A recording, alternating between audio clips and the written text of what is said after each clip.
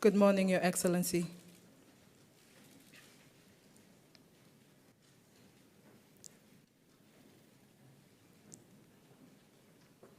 Good morning, Your Excellency. Thank you for taking the time to meet here today with members of the press, researchers, and writers who have joined us from all over the world for the commemoration of the genocide against the Tutsi. Mr. President, we are ready to begin by taking questions from the press. We could take one at a time. Any questions? Let's start with Ben, citizen.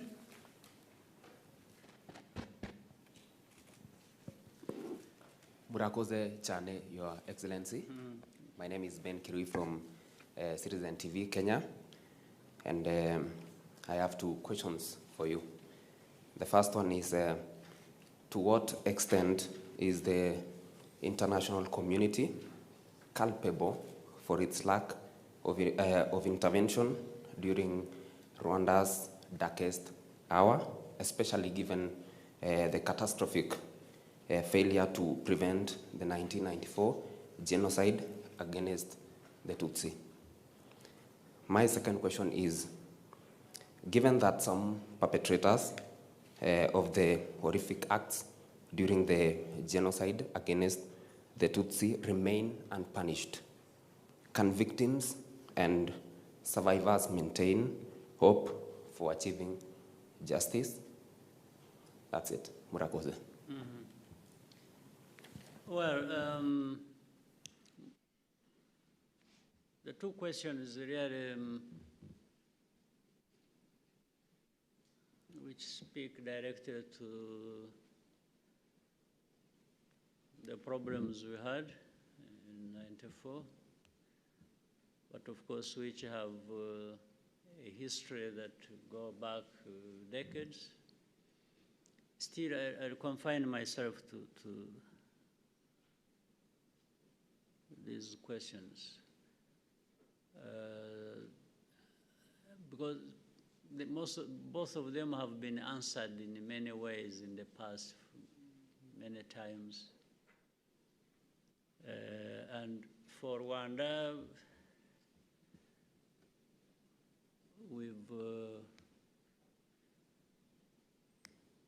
I think, made progress and left some of the underlying issues to these questions were behind us.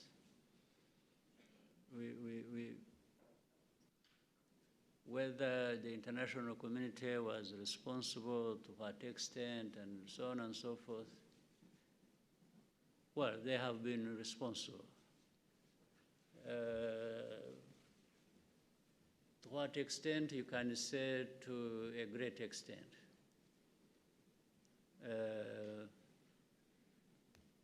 But that's it. For us, we learned our lessons of how to manage ourselves and our affairs and stop being part of the harm we do or did to ourselves. Because the international community will do things that are not correct against you or will do harm to you. That's okay, but let it be their own choice without having to be enticed by your own mistakes. So we tend to look more on our side. What is it that put us in this kind of situation in the first place, where the international community may have added to the problem, or they were part of the origin of the problem. But if we did things, if we were right ourselves and didn't give grounds to this international community, maybe they wouldn't be blamed or pointed or having our fingers pointed to them. So, and for the people who are all over the place, who committed or who took part in the genocide. They are there. We have interacted with those people that hosted them. We have done it for many years. Some efforts have succeeded, most of them have not. But those people and whatever is happening should not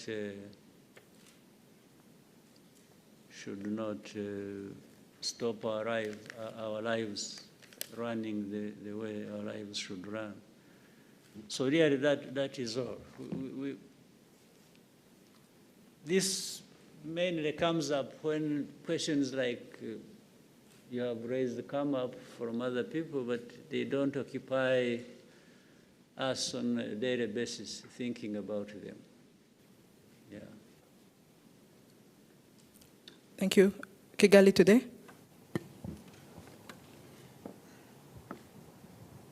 Thank you very much, Your Excellency. My name is Edmund Kajira. I work for Kigali Today. Mr. President, what is your message to the people who continue to be vague and ambiguous about who the victims were in Rwanda? A good example is a message by Secretary Blinken. He talks about remembering Hutus, Twas, and all those three tribes. And in your discussion with President Clinton, did you touch this issue, considering that the US is among the countries who can't name it properly? Thank you, Mr. President. Well, we had broad discussions with former President Bill Clinton and his delegation. The delegation, United States sent a delegation here to be with us on this 30th KWIBUKA, and they decided to designate Honorable Bill Clinton to lead the delegation. So we had broad discussions over our bilateral relations and the status of that. That one was an element of discussion, but among many other more important things. For me, that concern was answered long ago by making our position clear. Not so long ago, maybe 2015 or something, or 14, we get messages from all over the world joining us in the commemoration. And that time we received a message that talked about, on one hand, KWIBUKA and sympathizing with us and so on and so forth, which was correct. And then another part was all kinds of things about democracy, human rights, freedoms, everything that we are thought not to have at all in our country. So our country actually wrote a letter back to the US. I'm the one who authored that. And what I asked them, what I told them is twofold. One, I told them that United States or any government of any country have the freedom to tell us whatever they want to tell us, even if whether we are happy about it or not.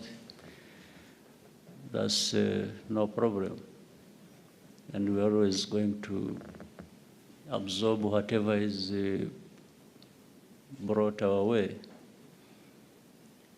But I also told the more important thing was, the second point for me was, but on this commemoration day,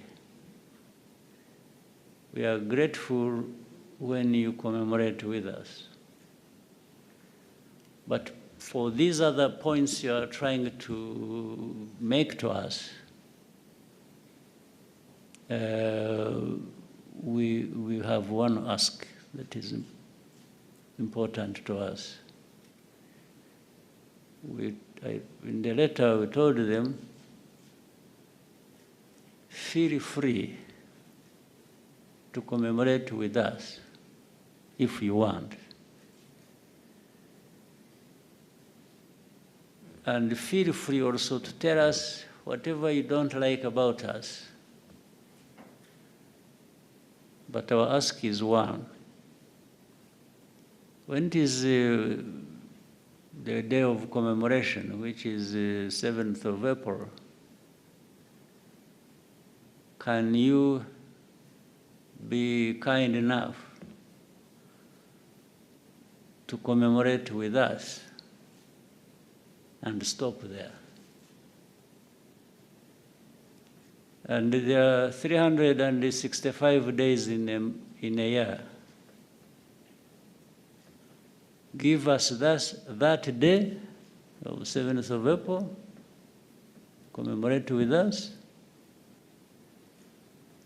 and then you can have the rest 364 days blaming us every day for everything you don't like about us. Just separate these two things. Commemorate with us for one day, blame us for the rest of the days of the year. I thought it was a fair deal and a fair ask.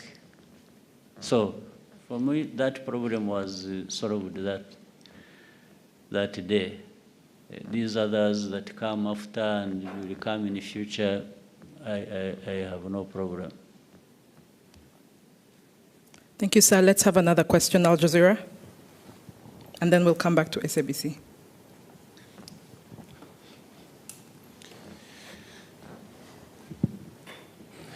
Good morning, Your Excellency. My name is Laith from Al Jazeera. Earlier in interview, Your Excellency described some politics in the region be primitive, based on ethnics. I'm in Rwanda only since a few weeks, and I noticed that the level of the stability in the country. And so my question is, how does Rwanda manage political strategy with the neighboring to maintain the achievement since 1994? Thank you. Thank you. We do what we can, what is possible, and we don't do it alone. We try and do it with those countries, neighboring countries and beyond. But there are priorities. Those are the ones we stick to.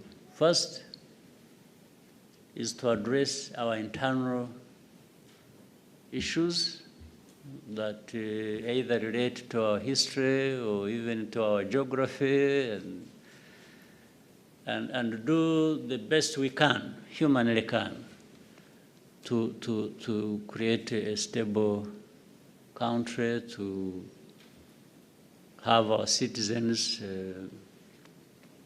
get the best they can give themselves, or working together, we can offer each other, and it's security, it's socio-economic development, it's always adding to bring the country back together in the form of unifying the people, even in their differences, still look at each other as belonging to the same country towards which we can contribute the best we can individually and then collectively. Those are That's the foundation. Of course, there is no country that is going to be an island. None. No country in the world decide to say, I will be on my own, I live alone, the rest can go hang. So we try to find common interest and understanding between us, and beginning with the neighbors and beyond, well beyond. That we try as well. And in this, we try to make sure that other partners or other people feel comfortable with us, or what they get with us when they have, without really interfering in their own business. But it is in the same way that we also feel that partners should be doing with us what is in line with the interests, policy, understanding of who we want to be, how we want to get there, and so on and so forth. There is ownership of what we want to do, much as we work with others. So we try that as much as possible. But of course, in the end, there will be problems where the problems are originating from us. We own up. We own up and ask people what they think those problems are, and we try to address them. When the problems are coming from those others we have to relate with, we also very clearly let them know what we think those problems are that we are being affected by, and if they can change, then it improves our relationship. So we've really done a lot, at least made progress, invested a lot in trying to resolve our internal issues. We still have a lot. The country needs to do more, do better all the time, but we have made good progress. So what we have in the region currently, and which maybe refers to part of what you said about primitive politics, I said that relating to what situation you have in our region, and what we had in Rwanda ourselves back in the years, which we have overcome and continue to make sure that we keep moving forward, is politics that seeks to divide the people either of a country or a region. In fact, based on ethnic or religious or other reasons, you cannot govern effectively and stably. You can't have stability when you divide people, when you discriminate people, when you and this is, I could not find a better word to run a society or a government on the basis of a division of tribes or ethnic groups or this, and in our case, having gone to the extreme, even here in '94, as you remember, it is, I could not find a better word other than being primitive. Primitive. You are not, how do you divide people? How do you practice sectarianism or racism or what? where do we see it in history that it has served well in a society? That's what I was referring to, because we have a lot of it in the region, especially in the recent days, as we have seen. So I was not only explaining that so that people may give it consideration to avoid very huge and costly problems that are born out of it. Thank you, sir. SABC, Sophie. Sophie Mkwena from the South African Broadcasting Corporation. Mr. President, yesterday we spoke to President Cyril Ramaphosa, who said you had a marathon meeting on Saturday night. You also have the former South African president in the country who joined yesterday. Were you able to raise issues that we spoke about on Thursday in relation to Rwanda's relationship with South Africa, particularly the issue of the DRC? Thank you so much. We could not have spent hours, the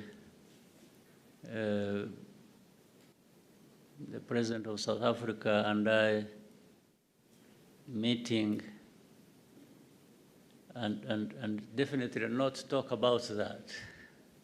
It featured, and I think we had a very good discussion, very good understanding of the situation and maybe the best ways we can work together to resolve that.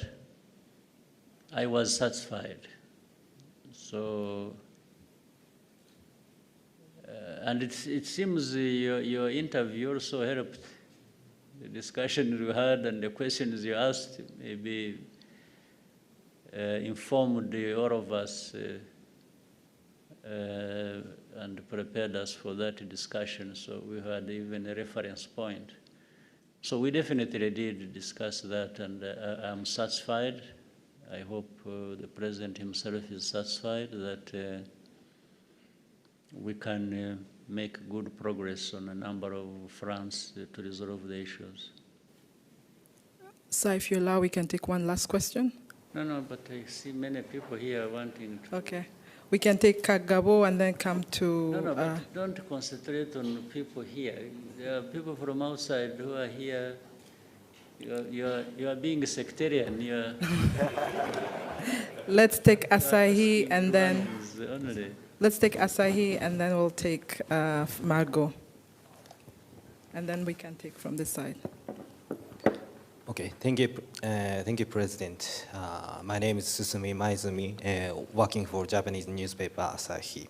So with regard to the presence of Asian country, including Japan, maybe especially Japan, so what kind of relationship would you like to build in the future with Asian countries? We actually have a very good relationship with the Asian countries, and a relationship that is very productive, that is very meaningful to our development as a country, and I hope meaningful to those countries as well from our side. So we do. And the good thing is, it's actually it's a healthier relationship with those Asian countries. They don't come with, well, some of them have started learning to do that, but largely it's respectful, it's very beneficial.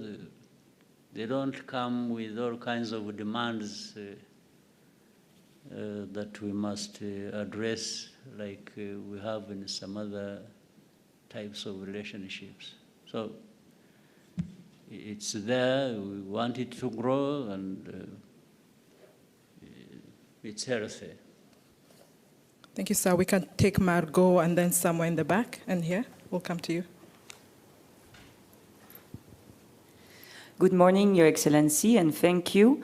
I'm Margot Solinas from the French media ITEM, and I had two questions for you about, first, the French presidency leaked last Thursday a piece of the speech of Emmanuel Macron that he was supposed to pronounce yesterday, but the video that was actually released elsewhere and the speech didn't match with what was announced. Plus, Emmanuel Macron was supposed to come, and finally he cancelled.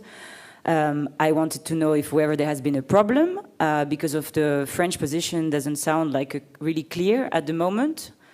And my second question is about the fact that Rwandese soldiers have been sent to Mozambique in 2021 in the aim to help and strengthen Mozambican and Rwandan relationship. But how did it also strengthen the relationship between Rwanda and France at the moment? Right. As far as I'm concerned, our relationship between Rwanda and France is good and has been good in the recent days. Of course, behind that, there is this long history of problems relating to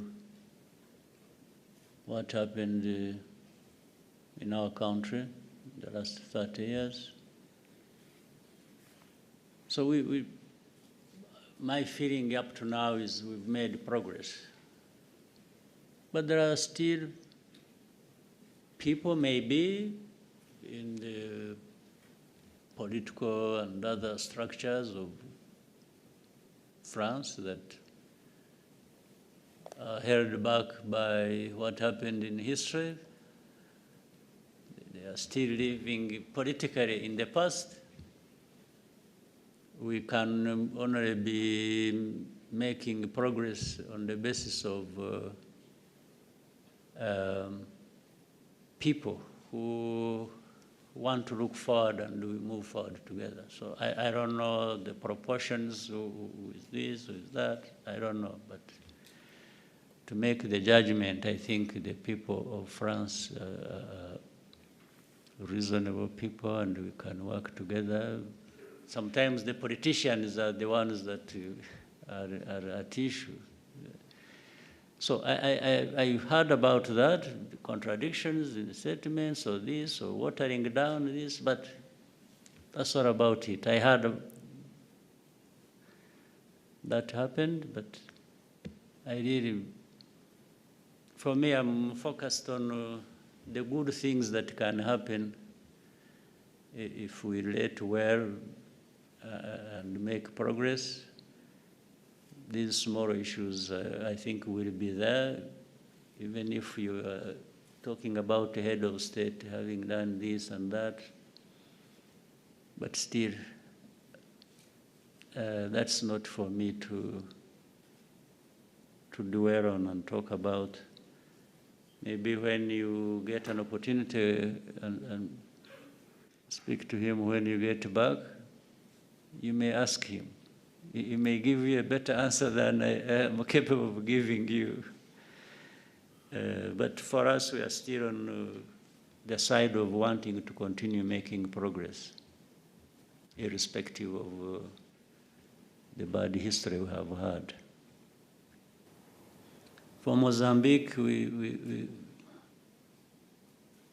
got involved in Mozambique with the understanding and invitation of our brothers and sisters in Mozambique.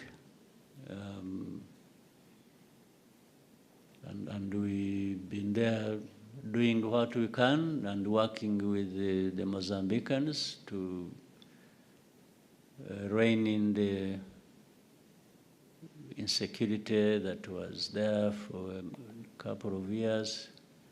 And I think good progress has been made also. How the French come into this, as you asked, maybe is related to what you might be having in mind because they have investments there, like other countries have. In fact, there are many countries that have these investments, heavy investments in Mozambique. Either these countries working together and through their companies or different ways. Where it is France, it is the United States, it is India, it is Japan, it's Korea, it's there are many who are there, working there. So naturally, the investments have to be made in a stable environment. And since we are there contributing to the stability of the area where these countries are making investment, we have discussions, we talk to each other. In our contribution, and their investments there, we have good discussions and understanding of how we can continue to stabilize that area. That's the main thing they can say, France linking through Mozambique. Thank you, sir. We take 2-3 more questions. Yeah, keep going. Okay, we'll go with Francois and then David and then come to AP.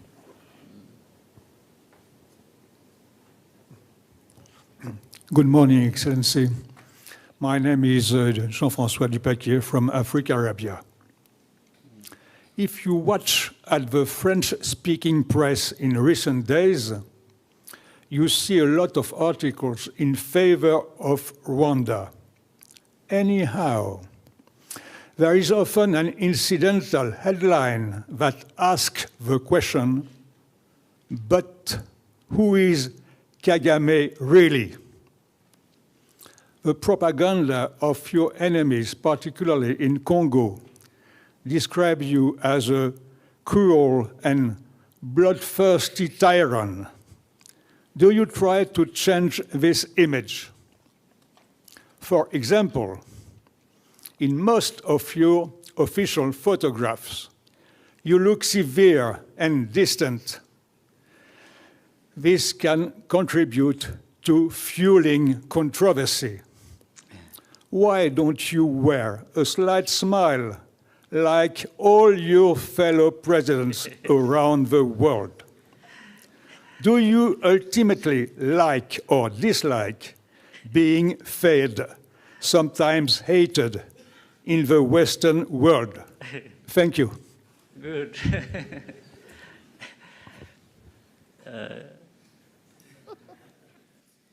I think you have summarized well the questions that have been there but not asked directly.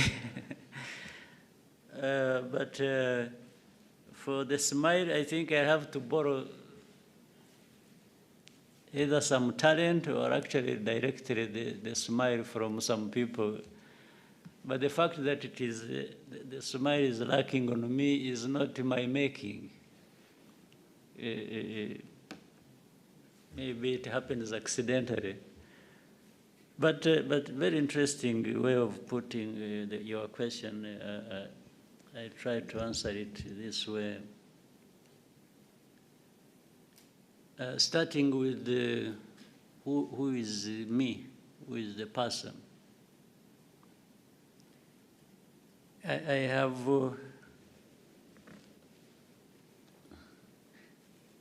me is the person you see. I'm not hiding anything. What you see in me is what I am.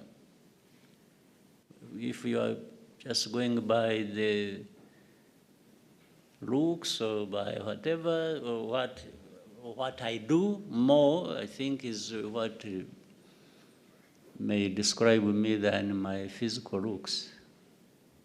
So I wanted to say, what you see is what you get with me. In most cases, in words or in deeds, they relate. My deeds and my words tend to relate. My looks may be different from that, may be different from my deeds and how I think. But in any case,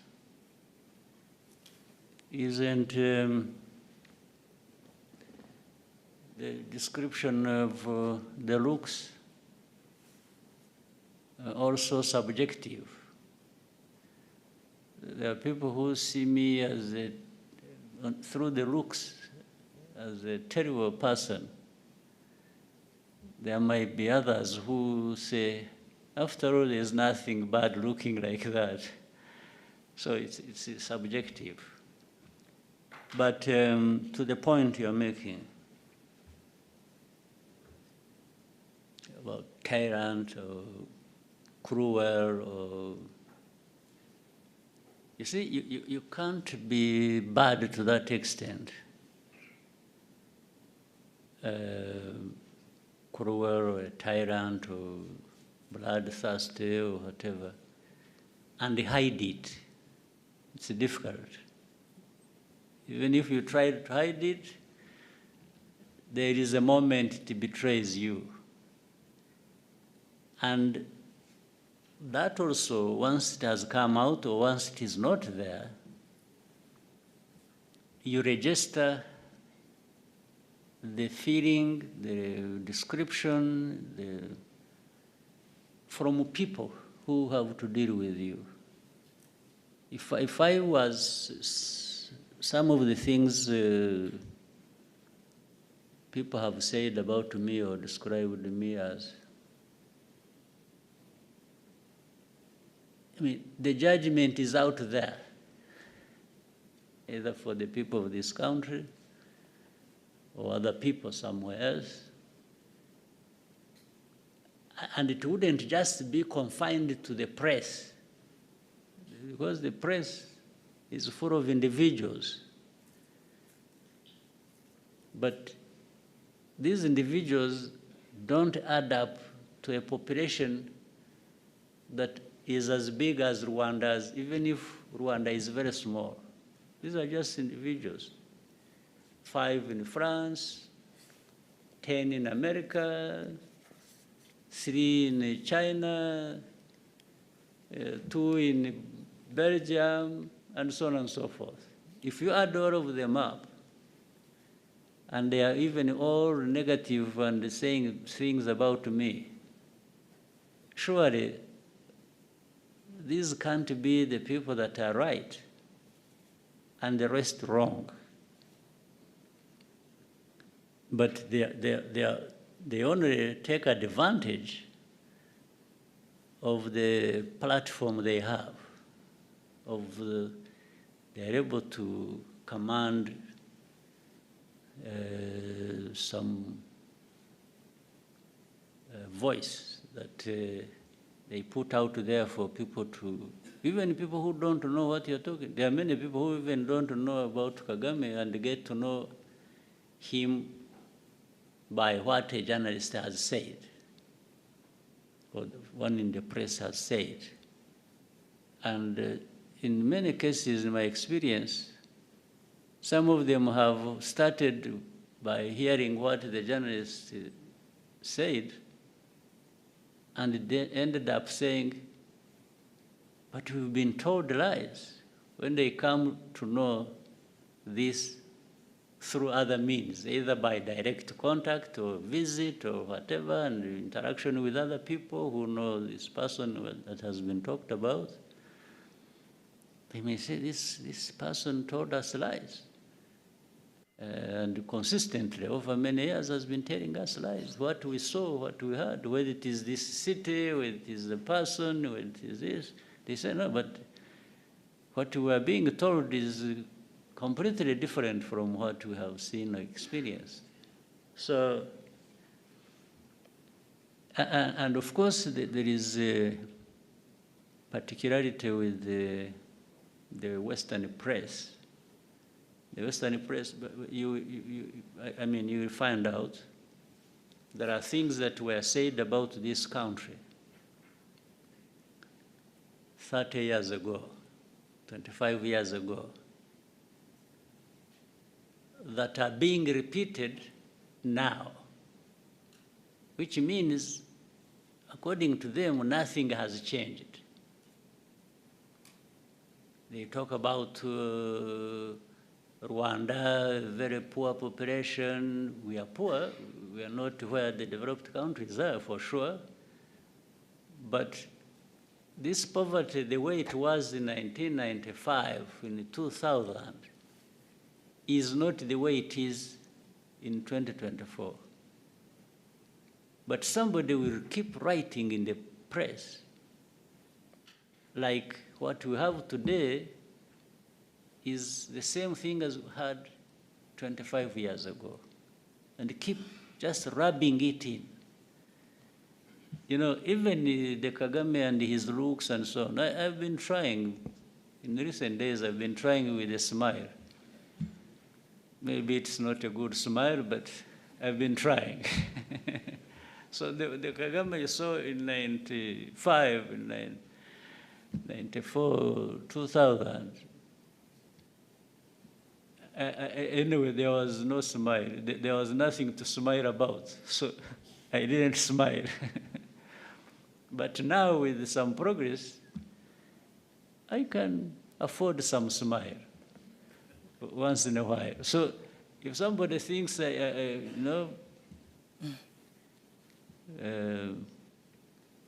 that, I have even grown gray hair. Last time I had black, my hair was black, and now it is gray. It is actually disappearing. I may be bald, but so if you think the Kagame you saw 20 years ago is the same now, no, it is a misrepresentation. But even then, that time, I looked different, and the press may not have liked the way I look,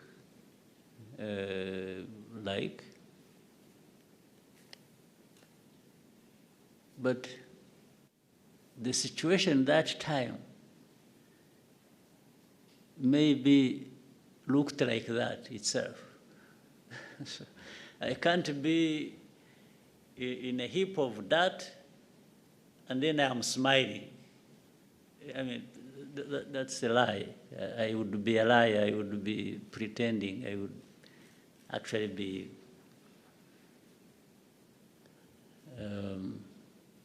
having some problems with me to pretend that everything is okay around me when everything is bad. So, finally, the Kagame you see or there, or you like, or you don't like, is going to be there anyway. I don't need anybody to like me or to hate me to live my life. I live my life whether you like me or you don't like me. And I have my views, I express them, I do things, so I owe my living to not a single individual or country, even if powerful ones.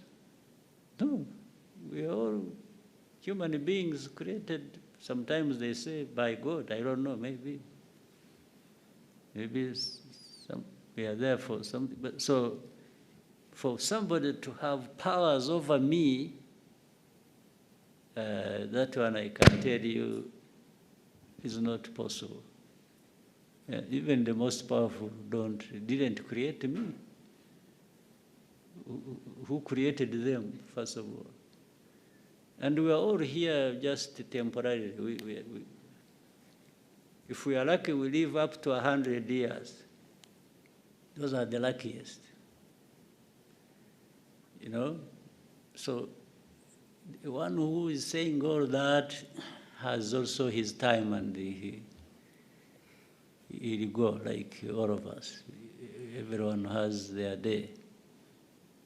So that's why I can't accept that anyone has powers over somebody else to the point of dictating. Even the most powerful don't have power over us, how we live, how we do. So, but the Kagame has been shaped by that philosophy, that understanding that, well, I try like any human being and do my best, do what I can do what I have to do. I may have flaws, make mistakes, own up and do good things, benefit others. And so I'm that person. Tell those people that actually to know me is not complicated. It's straightforward. It's me. Then other things we can discuss on the side. But that was a very powerful question. Thank you, sir. We can take from Amu, who's just next to Francois. And then... Thank you. Thank you, Your Excellency. Amu Kanampili from AFP. My question is about the March 23 movement in Eastern DRC. Your government has previously denied backing the movement. Does that denial still stand a year and a half later? And what is the current relationship between Rwanda's government and the M23? Thank you. Well, those who accuse us, I would ask them why they actually don't support M23 themselves, including AFP, you as a journalist. Why don't you support M23? Or why is the question, you support M23 or you don't support M23? First of all, what is M23? M23 is an organization born in and out of Congo. That's number one. Number two, these are Congolese. And you will hear even Congo admit it now. Why do they exist? Why are they fighting? Why do they have arms? Is another question. It is also a simple question. They exist because they have been denied their rights as citizens of that country. They are called Tutsis of Rwanda. Fine. But then you need to be educated also a little bit about history. We have Rwandan communities in Congo who are Congolese, and by the way, these are not just Tutsis, it is the same social structure of a country that is also there in Congo. Like, in fact, we have other neighboring countries where they are, but they are citizens of those countries. We have 100,000 people originating from this community, 100,000 who have been living here in Rwanda in refugee camps for the last 2 decades. Why? Because they are being uprooted from their ancestral homes, persecuted, and sent across. In fact, there are more in Uganda. There are 300, there's 100,000 here, there are hundreds of thousands there in Uganda, more numbers. So M23 is born out of that situation.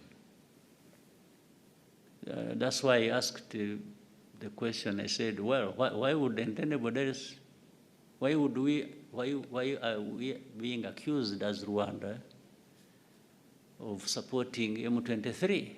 And I'm saying even those who accuse us, actually I should accuse them of not supporting M23 because it is as if they agree with the injustice that is being done to this community. Otherwise, if you didn't agree with that injustice, you would be actually raising questions. Why these people of M23 being treated like this? Why are we having 100,000 refugees here in Rwanda? That's where you would start from. Not start from asking Rwanda, are you supporting M23 or not? Are you still denying it? Because you are asking the wrong question. The issue is not whether anybody supports M23 or not. The issue is, what is actually the problem of M23? That's the question you should have asked, in fact. What is the problem? What is this thing called M23? Are they human beings? Are they this? Are they Rwandans? Are they Congolese? Are they that? Why? Why do they exist? Why do they even have arms and are fighting in their own country? This is the right question that I should be asked. So whether Rwanda supports or associated in any way is actually immaterial. It is relevant to the question. Or even you, if you want to educate yourself or educate the public, the question should have been simple. Ask me, by the way, what do you understand the M23 to be? What is it? That's a fair question. That's the one I would wish to be associated with rather than whether I support or not support. So we may take the last question. David?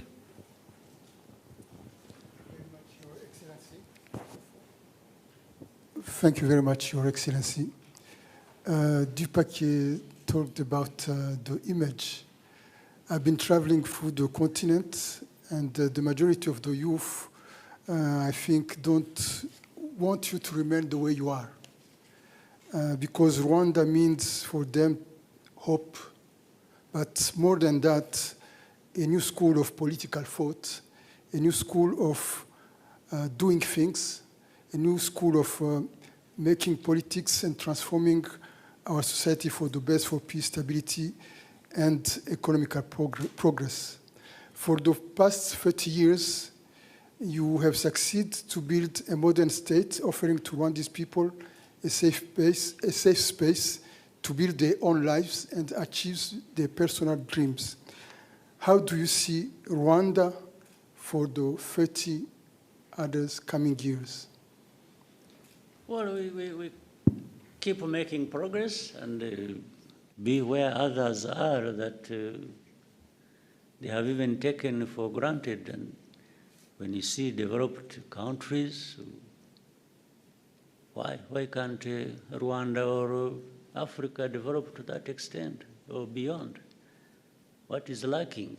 So, but what you have to deal with is the right politics in place, management of society and enabling society to do what they need or have to do to take them to a much higher level in terms of development than where they are.